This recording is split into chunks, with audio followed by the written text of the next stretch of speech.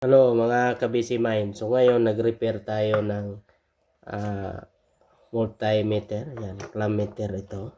Yan. So ang problema dito ay nagkamali tayo sa pag-set ng tamang setup ng multimeter. So depende yan kung ano ang iti-testing natin. Kasi may tatlong selection yan. AC, DC at saka resistance. So ang problema dito, yung pag-testing natin sa 220, nagka mali tayo sa pag-set ng selector.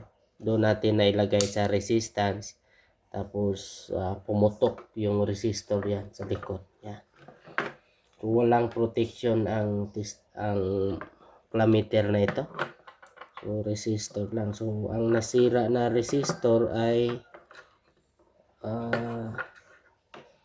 100k ohms.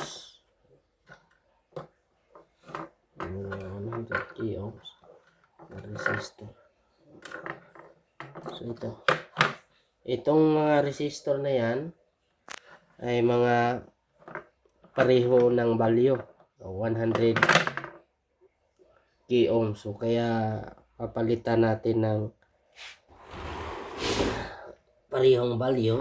So ito yung original niyan. Yan, pumutok.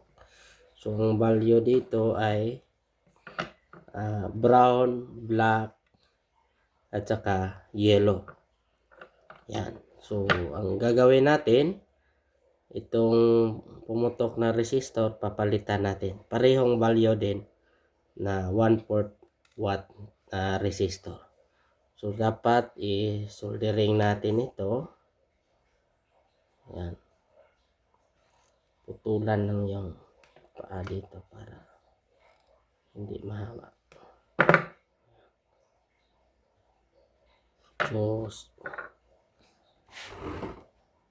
ito ay surface mounted na resistor.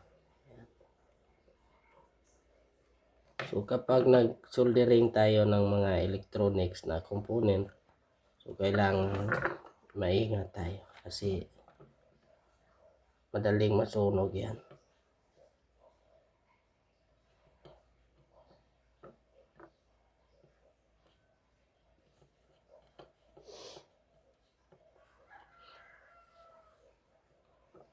Yan.